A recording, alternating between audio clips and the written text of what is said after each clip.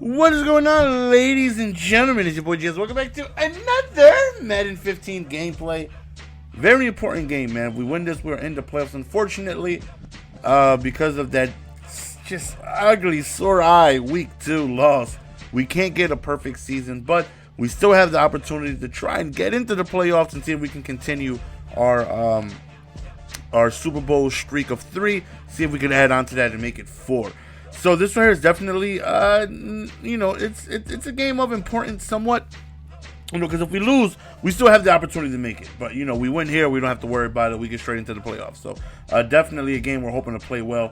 Right here, we just end up hitting the outside. Matthews has 2 really good blocks on the outside, which allows Bo Jackson to come out and ends up scoring for a huge run. And that's a formation I've been running a lot more.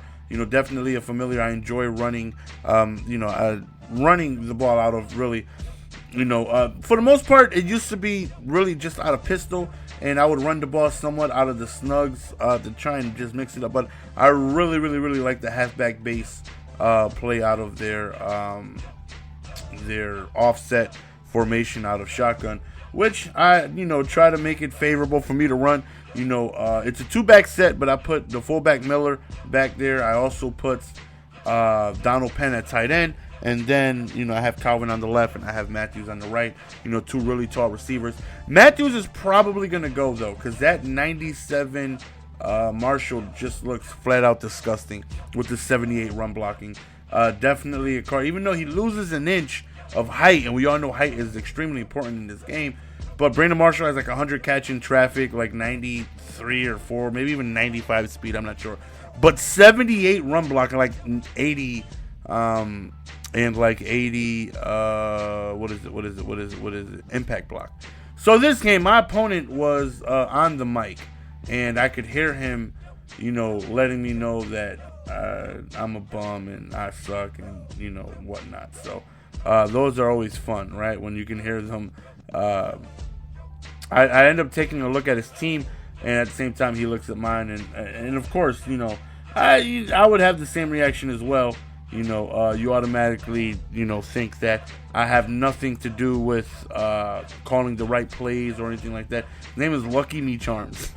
He's already, just bashing me through the mic, and I could hear him. And of course, you want to go on ahead and take the W from these guys, even more. It's a little bit more satisfaction. And, beating somebody that you could just hear in the mic just completely, disrespecting your skills at the game. Now, don't get me wrong. Like I always say, I don't discredit the team that I have. I let people know that it makes it so much easier to, as he comes away with a huge run right there, breaks the tackle, gets to about midfield. I let people know it's a lot easier to win games with the team I have because, for the most part, on offense, I feel like I can do what I do with any team for the most part. It's defense where the difference is astronomical. Because if I make the adjustments, they have high awareness, high play rec. They're going to do what it is I want them to do. Right there, we drop a pick. We made the adjustment right there. He was running a 2-back set of his own, and he was running it, very well. Right there, Tavon Austin just comes out, and I wasn't expecting a run right there.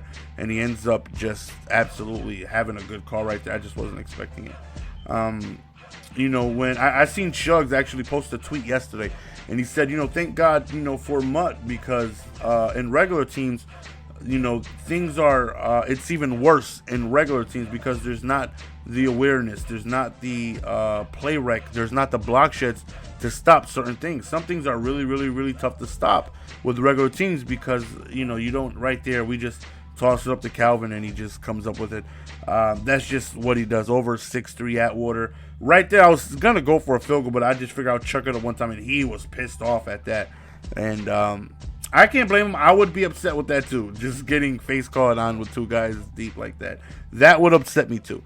But with regular teams, it's true. Where you got guys, a lower tier team, defense is tougher on defense because you don't have the awareness, you don't have the speed, you don't have the play rec. Now with the team that I have, I feel like I make some decent adjustments, and they're going to be able to play those adjustments well because they have speed, high play rec, high awareness. And like right here, he's just killing me out of that 2-back set, but we made our adjustments to man him up and stop that because he was killing me in the flats, and he continued to just go out of the out of the left, or the right. Didn't matter. He was just hitting one side or the other. He was killing me with it. And then I would make adjustments, and he would just beat me, other ways. So I decided to just man them up, which made it a little easier where I didn't really have to worry about them.